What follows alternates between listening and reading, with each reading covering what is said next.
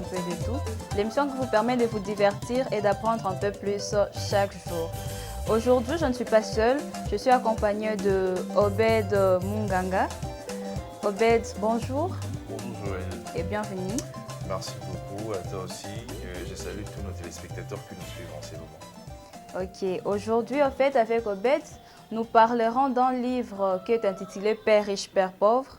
J'espère que vous êtes nombreux à avoir eu à lire ce livre et que ce livre a connu un très grand succès. Et nous allons partager tous ensemble autour de ce livre. L'auteur, bien sûr, c'est Robert Kiyosaki. Kiyosaki, ouais. Voilà. Qui est de la nationalité japonaise, c'est ça? Oui, oui, exactement. C'est un grand auteur, il a eu à parler de plusieurs livres, mais nous avons eu plus d'intérêt sur ce livre parce que ce livre, en fait, traite sur l'éducation financière. Je suis sûre que vous êtes nombreux à vouloir parler de ça. Alors, Obed, que penses-tu de l'éducation financière? Bon, merci Joël pour la parole. Mais j'aimerais avant qu'on puisse entamer ces thèmes de l'éducation financière, qu'on puisse expliquer un peu de quoi il s'agit, de ces livres Père pauvre, Père riche. Comme tu venais de le dire, il s'agit de l'auteur Robert Kiyosaki, dans lequel, s'il faut faire un petit résumé, il est en train de parler du père riche et du père pauvre. Maintenant, le père pauvre, il était en fait détenteur de beaucoup de diplômes, il avait beaucoup étudié, contrairement au père riche qui n'avait qu'un diplôme bac 2. Voilà, donc, bien qu'ayant ses diplômes bac 2, il n'a pas beaucoup étudié, mais il était quand même riche. Maintenant, Robert Kiyosaki était l'enfant du père pauvre. Et il avait son ami Mike qui était comme ça l'enfant du père riche. Donc s'il faut en fait résumer, c'est là. Et puis l'un des questionnements de ces livres, c'est Robert Kiyosaki est en train de se poser la question comment quelqu'un qui n'a pas beaucoup étudié, il s'est en fait retrouvé riche. C'est lui qui a beaucoup étudié, ne s'est pas retrouvé riche après, il est resté pauvre. Exactement. C'est de ça en fait que le livre est en train de parler. Alors, par rapport à l'éducation financière, moi je me dis que c'est à l'école, quand on parle à l'école et surtout ici dans notre pays, on ne nous apprend pas comment faire de l'argent. Oui, exactement. Voilà, donc l'éducation financière veut dire qu'on apprend à une personne à faire de l'argent. Bien sûr, donc, sauf que nous ici c'est plus, on nous apprend à être des employés que des entrepreneurs. Et ce livre, vraiment, il est là pour nous inciter tous à ne pas être que des employés, des commandeurs d'emploi, mais plutôt d'employer des gens. Et il faut dire ceci, que c'est très important d'avoir... de bénéficier de cette éducation financière. Pourquoi? Parce qu'en étant employeur, c'est difficile de devenir riche. Oui. Voilà, donc si tu vérifies sur la liste de millionnaires, de grands riches de ces mondes, il n'y a pas des employeurs. Personne ne te dira qu'il est devenu millionnaire parce qu'il a été employeur. Exactement. D'où l'importance de l'éducation financière, d'apprendre aux gens, à apprendre aux étudiants à entreprendre. C'est quoi entreprendre s'il faut commencer par là? Voilà, c'est en fait faire quelque chose. Je ne sais pas, ça je te remets la question. Si tu peux expliquer à notre en parlant de l'entrepreneuriat. En fait, entreprendre, mais je dirais également, il n'est pas demandé à tout le monde d'être entrepreneur, vu qu'on n'est pas tous appelés à être entrepreneurs. Il y a des ceux-là qui se disent que moi, je vais finir mes études et je vais demander de l'emploi quelque part, vu que si on était tous entrepreneurs, on va manquer des employés dans nos entreprises, ça c'est sûr. Alors, pour entreprendre, je vais essayer de les définir un peu plus simple. Quand tu veux entreprendre, c'est juste faire quelque chose qui va te permettre, non que ce n'est pas juste à toi, mais également à la société, qui va apporter un plus qui n'existe pas ou qui va aider la population à un besoin qui est là, mais que d'autres personnes peut-être n'ont pas encore vu. Et que toi, tu l'apportes sur le marché. C'est un peu ça. Alors, entrons un peu dans les livres et parlons, vu que quand moi je finis à lire ces livres, qui m'a été d'ailleurs conseillé, quand je finis à les lire, j'étais vraiment très captivée par un point, là où l'auteur nous parle de bien, de l'actif et du passif. Quand je finis à lire, je me suis dit, mais quand même à l'école, on nous embrouille grave. Ça, c'est sûr. On nous embrouille trop. Parce que quand tu es à l'école, on te demande la définition de l'actif, tu fais des chaînes et des chaînes de phrases pour répondre. Du passif, il y a des même définitions chose. Plus simple, évidemment. Alors, avant de donner cette petite définition que j'ai découverte grâce à Robert Kiyosaki, j'aimerais te poser une petite question. Pour toi, en fait, quel est ton plus grand bien? Moi, je dirais d'abord, mon plus grand bien, c'est s'il faut que je Genre cite. quelque chose que tu as vraiment dépensé, comme tu as accueilli, c'est bien, tu t'es dit, voilà, là, c'est à moi. Un bien, genre un bien matériel. Oui, matériel, bien sûr. Voilà, comme bien matériel, j'ai ma petite machine à coudre, voilà, qui me permet de faire de moi, parce que à part le fait d'être présentateur, journaliste, j'aime, en fait, j'ai aussi cette passion de coudre. De coudre, Donc voilà, c'est mon plus grand bien en fait, ce qui me régénère de l'argent pour le monde. Waouh, ça c'est vraiment très très intéressant. Vous avez compris, en fait, j'ai beaucoup aimé sa réponse, vu que même dans ce livre, on nous fait comprendre que d'autres personnes, tu sais, tu vas demander, si tu vas la poser cette question, il va courir directement à sa voiture. Il va courir à sa belle maison qui est située en ville, à Gombe et autres.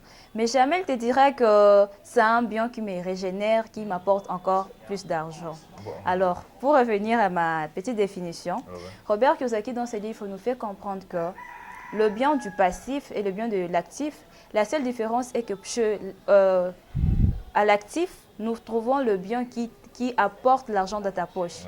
Et au passif, il y a le bien qui retire de l'argent dans ta poche. Qui te fait dépenser. Dépenser toujours, exactement. Et quand tu diras que la machine, c'est ton bien le plus précieux. Là, vraiment, je suis très heureuse et contente d'ailleurs. À part ça, moi, je donnerais l'exemple de véhicules. Je prends l'exemple de véhicules de marque IST qu'on appelle communément Ketch ici à Kinshasa. Quand tu as ces véhicules, il y a certains qui l'utilisent comme un moyen, comme de l'actif. Oui. Ça part net le bas et que Moula, oui, donc c'est utilisé pour les transports en commun. Exactement. Et puis le soir, ça rentre avec de l'argent. Et d'autres ont cette marque de véhicules pour leur propre transport, pour les personnels en fait. Oui. Donc, celui qui l'utilise comme le transport personnel, c'est un passif pour lui. Oui, exactement. Vu que chaque jour, il est obligé d'acheter du carburant, mais rien ne rentre chez lui. Il dépense toujours. Mais celui qui l'utilise comme un actif, avec l'argent en fait, ça le fait rentrer en tant que taxi, ça l'aide à payer du carburant et puis entretien. Voilà, il peut aussi faire d'autres projets, les réaliser. Bien sûr, vraiment, je grave aimé la réponse vu que on devait faire comprendre à tout le monde que quand tu as un bien, il faut t'assurer c'est quel genre de bien, si c'est le passif ou l'actif. Prenons l'exemple de gens qui ont des immobiliers. Ils ont une très belle maison située à Gombe, mais ils se disent qu'au lieu que je puisse vivre dans cette maison de 4 étages, moi, ma famille, peut-être je vais inviter des gens chaque fois à la fête, les week-ends à la maison. Ils se disent non, je vais plutôt faire louer ma maison. Vous voyez, cette personne-là, elle a bien réfléchi, vu que c'est bien directement, le bien part à l'actif. Il aura bien sûr à payer l'électricité, l'eau et autres, mais toujours, il sera rémunéré chaque fin du mois. Je pourrais donner l'exemple de Donald Trump, l'ancien président des États-Unis d'Amérique. Exact. Il a été, c'est un fils d'un riche. Son père était tellement riche, mais son père, il avait en fait, il avait éduqué financièrement ses enfants. Dans quel sens? À un moment, Donald Trump, il avait 12 ans, je pense, si je ne m'abuse. Il a demandé sa part de l'héritage. À 12 ans, 17 ans comme ça, qu'est-ce qu'il a fait de cet argent? Il s'est mis à payer le terrain pour construire des immeubles. Il a eu à racheter d'autres immeubles dans lesquels, en fait, il mettait de locataires. Donc, il était dans l'immobilier. Quand vous attendez quelqu'un parler de l'immobilier, moi, je suis en fait entrepreneur dans l'immobilier. C'est-à-dire que cette personne investit peut-être dans des immeubles, construit des immeubles pour faire louer tout ça. Donc, c'est ce qui lui a rendu millionnaire. Après le temps, il est devenu très puissant. Il y a un grand problème ici à Kinshasa, Joël, s'il faut qu'on en parle puisque nous sommes des jeunes. Vous verrez un jeune qui dépense 400 $ pour se payer un téléphone. Bien sûr, ça c'est un point important. Or, avec ces téléphones, on aura besoin de se recharger des unités. d'autres Oui, dépenses. Donc, tu gars, as dépensé chaque jour. 400 $, mais chaque jour, Tu es encore tu es en train de retirer. même nos téléphones, ce sont des gros passifs qui, en fait, nous retardent s'il fallait, voilà, s'il fallait, Exactement, en pour se fait, investir. développer. C'est chaque Oui. jour que nous rechargeons des unités. Oui, mais si je me rappelle bien, tu sais, dans l'émission de la fois passée, on avait à parler de ça. Et on a encouragé en fait les gens, au lieu d'utiliser toujours ton téléphone, tu es en train de chatter, tu causes avec la famille, oui, tu as des nouvelles, ainsi, tout ce qui se passe dans le monde. Tu peux aussi utiliser ton téléphone pour faire du business, par exemple, faire un petit truc. Il y a des gens qui le font Oui, aujourd'hui. oui, et ça, c'est intéressant. Aujourd'hui, je vois beaucoup de jeunes qui utilisent par exemple les statuts WhatsApp pour présenter leurs articles, Oui, ce oui. qu'ils vendent. Et c'est facile. Du coup, quand tu choisis un article comme ça, tu fais une commande et puis Bien voilà, sûr. la livraison. Le e-commerce directement C'est entre vraiment, vous. le commerce passe facilement. Facilement, Voilà. exactement. Donc là, tu as raison de dépenser. Oui. Mais quand tu te recharges pour parler avec des gens, salut, ça va, Chaque comment... jour, tu es en ligne, mais... En plus, ça devient ennuyant. Oui, bien sûr, Et ça, tu vas ça, remarquer je te que crois tout à les fait. autres évoluent et toi, tu restes là en train d'écrire aux gens. Exactement. Alors, l'autre point, nous pouvons parler également de... Vous savez, lorsqu'on parle de l'éducation financière, on a eu à parler du fait que chaque jour à la maison, tu es à l'école primaire, secondaire, tes parents t'encouragent toujours d'aller à l'école et tu dis demain tu seras une grande personnalité, fais de ton mieux et tout, dans le meilleur de toi-même. Bon, je dirais à nos parents, certes c'est ça, vu que l'école aussi nous aide, c'est pas que être entrepreneur, tu vas bafouer l'éducation à l'école et autres. Mais on devrait aussi inciter à nos parents de faire comprendre à leurs enfants que c'est pas qu'aller à l'école qui va te permettre d'être riche. Ce livre vraiment nous le dit très clairement. Tu sais, nous tous, nous avons été victimes de ça. Même nos parents eux-mêmes, ils ont été Exactement, victimes de c'est ça. cela. On a appris à nos ancêtres à aller à l'école Oui. pour devenir quelqu'un dans la vie. Donc si pour nous, jusque-là, ça existe, pour devenir quelqu'un dans la vie, il faut étudier. Étudier. Or, ce n'est pas vraiment ça. C'est pas ça. Parce qu'aujourd'hui, on voit, il y a des jeunes qui finissent les études à l'université, ils déclarent partout qu'il n'y a pas de travail. Il y a même, moi, j'ai été victime de cela. Il y a un grand frère du quartier qui me dit, petit, ah, bien autant m'attendre belé, ça la plaisanter.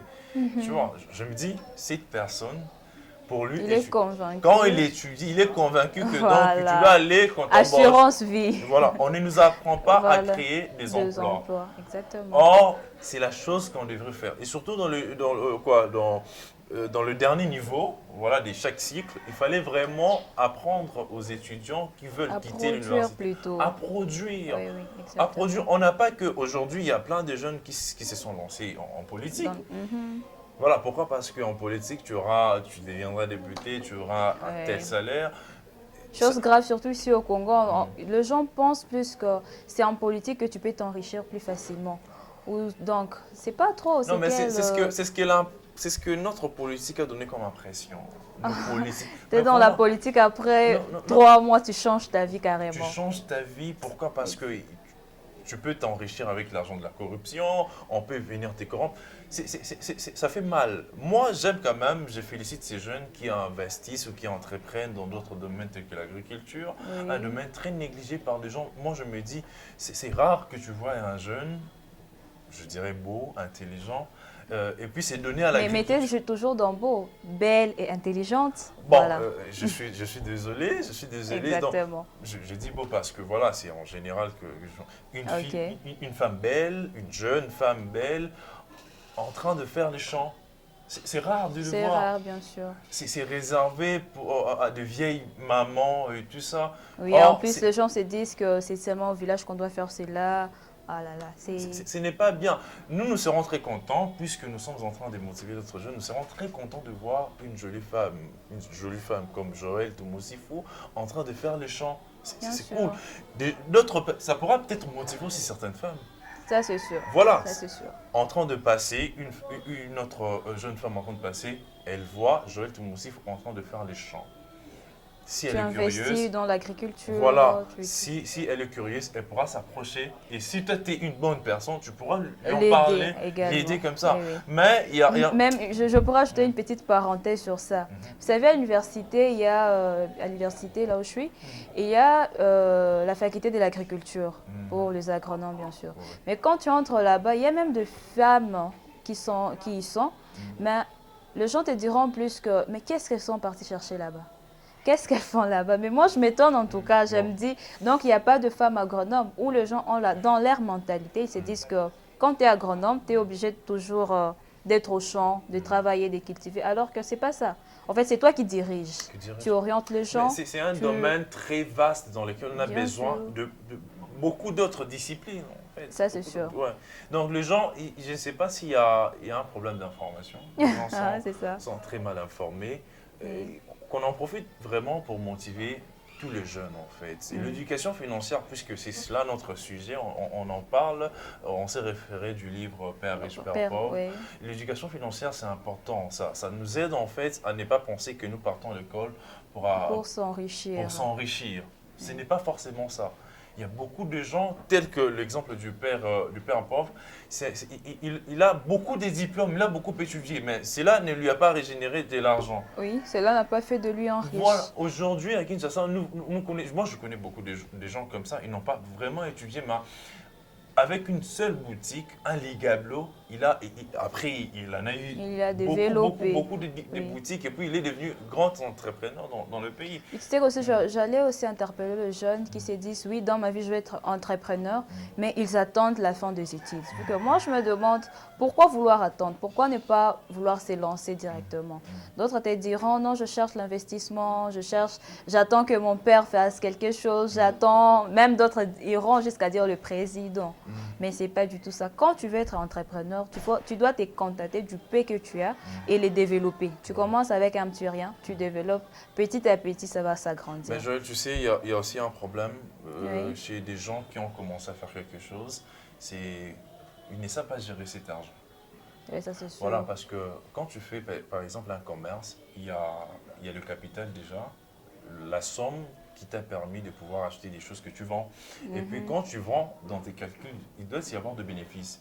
Ce sont ces bénéfices que tu pourras épargner. Question en fait de pouvoir faire grandir les capitales. Oui, ça c'est sûr. D'où même notre sujet d'aujourd'hui, l'éducation financière, partant du livre de Robert Kiyosaki. Vous savez, quand tu entreprends déjà, il faut savoir tu entreprends dans quoi. Et qu'est-ce que tu t'attends à faire quoi, à voir quoi à la fin. Quand tu fais cela, tu vas comprendre que non, je me suis lancé dans ce business, j'ai autant et en plus tous mes biens que j'aurai, ça part dans l'actif et non le mettre dans le passif. C'est un peu ça. Donc il faut rappeler aux gens que l'actif, c'est la chose en fait qui te permet de pouvoir gagner quelque chose. Oui. Par exemple, le véhicule que tu utilises comme taxi. Taxi, oui. Et les soirs, ça te rapporte de l'argent. Contrairement investir dans les immobiliers. Voilà, investir dans les immobiliers ou vendre des choses, des articles et tout ça qui te rapportent de bénéfices et qui vont t'aider à pouvoir faire grandir ton commerce. Et le passif, c'est ce qui te fait dépenser. Par exemple, le téléphone que tu utilises chaque jour pour chatter, pour ne rien gagner. Donc, c'est là le passif. Donc, comme dernier mot, je dirais à tous ces jeunes, puisque nous tendons déjà vers la fin. Bien sûr, j'allais même te faire signe. Voilà, donc tu vois, donc c'est ça, le passif, c'est ce que tu utilises en fait, qui te bouffe encore de l'argent. Oui, chaque fois ça te voilà, donc aux gens qui ont déjà commencé à faire quelque chose, à nos mamans, il faut bien faire les calculs, il faut bien gérer. Même à la personne qui travaille, parce que les entreprises que nous créons ont besoin des employés. Oui, exactement. Tu vois, ont besoin des employés. Et puis voilà, entreprendre. D'ailleurs, quand tu as parlé des entreprises, ça me revient en fait. Vous savez, quand vous êtes employé, il n'est pas dit que tu ne peux pas être employé et entrepreneur au même moment. Vu que je connais une dame, c'est vraiment une grande dame et je la salue là où elle est. Cette dame, elle m'a fait comprendre que même si tu es employé, tu travailles chez quelqu'un, tu peux savoir bien coordonner ton temps et avoir quelque chose ailleurs, entreprendre ailleurs.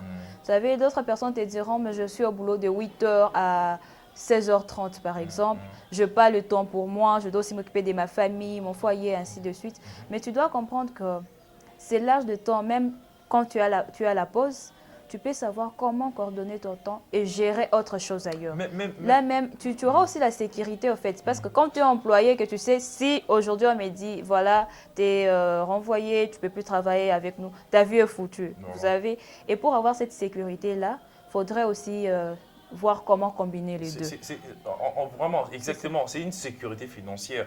Tu as évoqué la question de je n'ai pas le temps, je travaille ici. Oui. Mais aujourd'hui, avec Internet, on a la facilité de travailler à distance. Tu peux même dire à quelqu'un, non, tu vas là-bas, tu vas gérer. Voilà. Mais tout le temps, vous pouvez causer ensemble, savoir tout ce qui se passe. Toutes les transactions de tes entreprises et voir la statistique de ce que tu gagnes chaque jour. Même à travers ton téléphone, l'ordinateur. Et ça facilite les choses. Voilà, donc il n'y aura pas, tout le monde ne sera pas entrepreneur, mais voilà, il y a des employés qui sont entre autres aussi des entrepreneurs. Donc tu travailles chez quelqu'un d'autre et te paye, mais avec ce qu'il te paye, ça te permet en fait d'entreprendre, de faire grandir ton revenu. Pourquoi pas créer ta propre entreprise après? Exactement.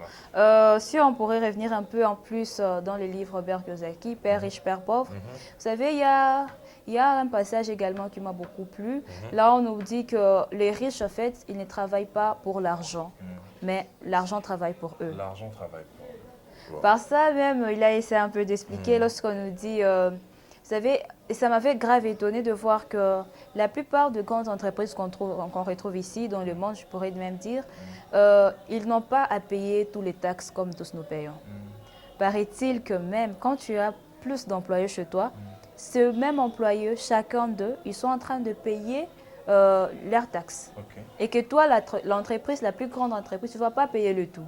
Tu auras à payer, bien sûr, juste le minimum, mais tu vois que plus tu grandis, plus tu es dans le standing vers la richesse, tu avances vers la richesse, plus tu n'auras pas à faire d'autres compromis, payer de taxes et autres. Parce que tu es en train de contribuer au développement du pays. Exactement. Tu vas employer des gens et ces gens seront très importants pour le pays. Voilà, ils vont payer des taxes et ces taxes vont aider le pays à émerger. Donc, voilà. Si on a tendance à dire que notre pays c'est un pays sous-développé, c'est un pays pauvre, pourquoi? Parce que nous-mêmes, on n'est pas responsables. Oui, on ne comprend pas cette capacité qu'on a en nous. Voilà. Moi, une fois, j'étais en train de réfléchir. Je me dis, cette maman qui vend le beignet, elle paye la maison, elle scolarise ses enfants.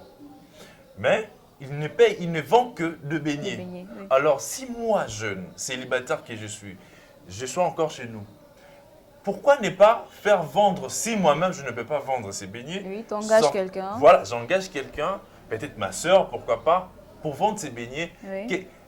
Qu'est-ce que je pourrais faire avec ces revenus? Je pourrais gagner plus. Bien sûr. Imagine payer la maison, ce n'est pas facile. Scolariser les enfants. Mais chaque jour, une fois je lui ai demandé, mais maman, tu gagnes quand même tu gagnes quand même quelque chose. Elle m'a dit, oui mon fils, je gagne vraiment quelque chose. Et je me suis dit, avec ce qu'elle gagne comme bénéfice, si c'était moi. Malgré ses dépenses et autres. Voilà, aujourd'hui les gens en fait, je ne sais pas si je peux appeler ça de la stigmatisation où ils marginalisent en fait d'autres domaines. Oui. Tu vois, genre, ça, moi, je ne le ferai pas. C'est trop banal pour moi. Mais ça me fait quand même plaisir de voir, j'avais vu à Bandal, il y a des jeunes qui ont créé une sorte de takeaway. Il y a Bango Moko entreprise, takeaway, tu vois, en train de vendre et puis ils vont bien. Il y a jeune, restaurant là, Bango qu'on appelle Malewa. Tu verras l'un, Azo Balusa Foufou, l'autre, il est là. Voilà, ils ont mélangé leurs forces pour pouvoir faire quelque chose. Si par exemple tu te sens moins fort pour commencer quelque chose, pourquoi ne pas en parler à un ami que tu sens en fait, voilà, vous êtes nombreux, l'union fait la force, on dit l'union fait la force. Partout à l'Occident, beaucoup de jeunes l'ont fait. Tu vois, tu verras que l'idée de créer Facebook, ce n'était pas l'idée de Mark Zuckerberg lui-même. C'était venu de 2 personnes, de 3 personnes, ils étaient à 3 et puis les descendent. Voilà. Peut-être toi tu as le moyen, Joël. Tu as le moyen, mais tu manques une idée. Moi j'ai l'idée. Tu vois pas que si toi tu mets tes moyens et que moi ça crée quelque chose de grand et de merveilleux. Mais ici à Kinshasa, ça fait vraiment mal qu'on ne puisse pas en fait penser et réfléchir de telle façon. bon, on veut s'enrichir soi-même. C'est vraiment... C'est difficile. J'ai quand même une citation de Robert Kiyosaki qui m'a beaucoup inspiré. Qu'est-ce que Robert Kiyosaki dit dans son livre Père riche, Père pauvre? Il dit l'ampleur de votre succès est mesurée par la force de votre désir, la taille de votre rêve et comment vous gérez la déception en cours de route. Je répète, l'ampleur de votre succès est mesurée par rapport à la force de votre désir, la taille de votre rêve et comment vous gérez la déception en cours de route. C'est simple à comprendre. Simple, très simple. Nombreux sont... Cette ampleur, en fait, du succès est mesurée par la force du désir que tu as, les désirs que tu as de gagner. Oui, que rien ne peut t'échapper, tu fonces. Tu fonces. La taille de ton rêve.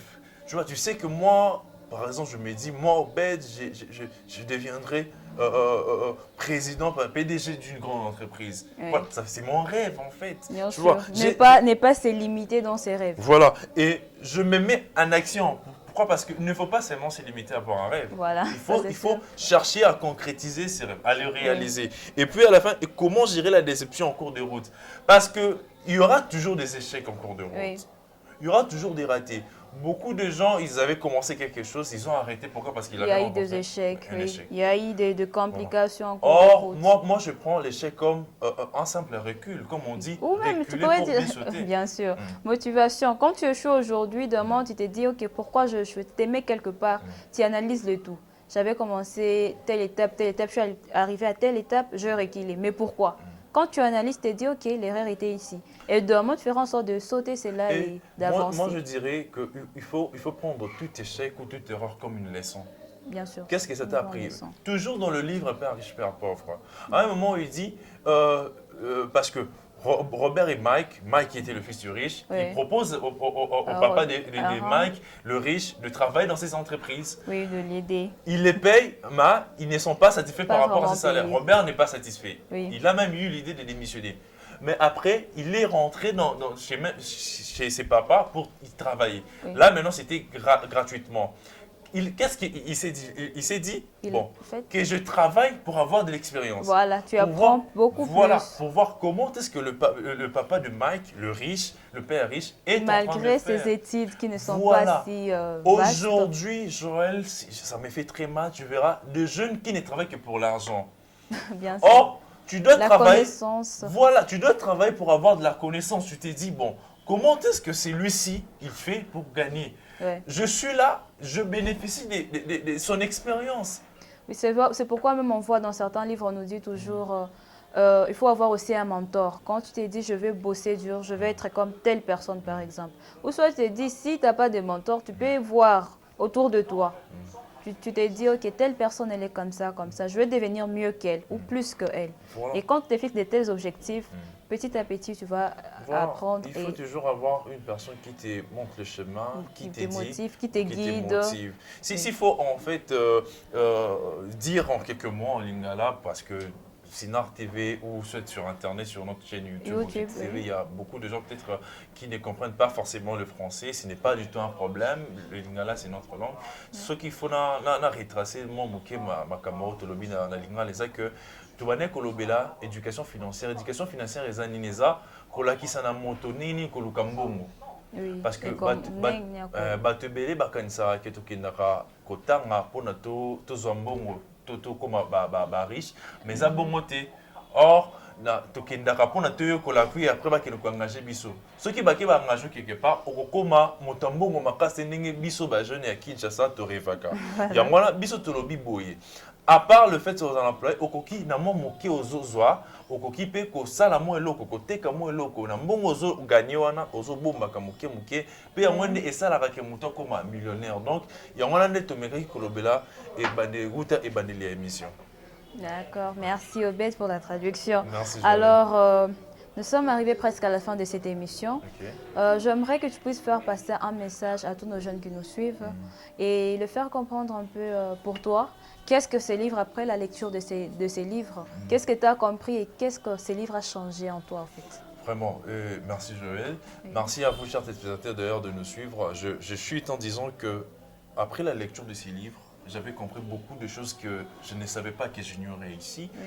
Que j'avais premièrement compris que toutes ces études que j'ai faites, ce n'est pas pour me rendre riche, tu vois, mais c'est pour me donner l'intelligence de pouvoir faire quelque chose. Oui. C'est grâce à ces études que je peux parler français, que ça peut m'aider à faire des calculs. Donc, ce qui toqué dans la classe, ils allaient rater qu'à répondre à tous en bon, tu voyez-vous. Donc, ces livres m'ont appris à pouvoir penser comme ça, mais dire que non, avec mon rêve, si j'ai continué, si j'y travaille, si je ne m'arrête pas, je pourrais devenir millionnaire comme ça a toujours été mon rêve. Alors, à tous ces jeunes, je vous prie vraiment de penser comme ça. Tokenda rater raté pour la tous en bon, mais que Tokenda rater répondre à tous en maïl, la connaissance. Ok, merci Obed, je suis vraiment très ravie. Merci beaucoup. Mon petit mot, je pense qu'il a dit le tout. Je veux également encourager le jeune. Non seulement, vous savez, la lecture, comme on l'a dit au tout début, les paroles s'envolent, mais les écrits restent. Alors, je vous encouragerai à faire des lectures. Vous savez, à l'école, on ne nous apprend pas les tout. Et si vous voulez apprendre plus comment investir, comment s'élancer, lisez des livres, s'il vous plaît. Parce que c'est vraiment très important. Partant de la lecture, tu développes aussi ta manière de voir les choses, de penser. Tu vois encore plus loin et ça va vraiment beaucoup t'aider dans ta vie. Alors, je dirais, pour l'éducation financière, on doit s'éduquer soi-même. L'éducation vient d'abord de soi-même. Quand tu t'es dit comment commencer, comment débuter, comment s'élancer, demain tu n'auras pas à payer toutes sortes de taxes. Tu n'auras pas à être comme tout le monde. Tu n'auras pas à chercher l'argent, à travailler pour l'argent, mais l'argent viendra à toi. Alors, je vous dis à très bientôt. Et ne ratez surtout pas, vu que la prochaine émission, nous allons parler nous allons vous faire savoir 3 différences qu'il y a entre un employé, je m'excuse, un entrepreneur et un investisseur. Ne ratez surtout pas, ça sera vraiment très très intéressant. Et surtout, qu'il n'oublie pas de s'abonner sur Objectif Télévision, Objectif TV sur YouTube et appuyer sur la cloche des notifications, mais aussi rester branché sur Sinark Télévision. Ok, je vous dis au revoir.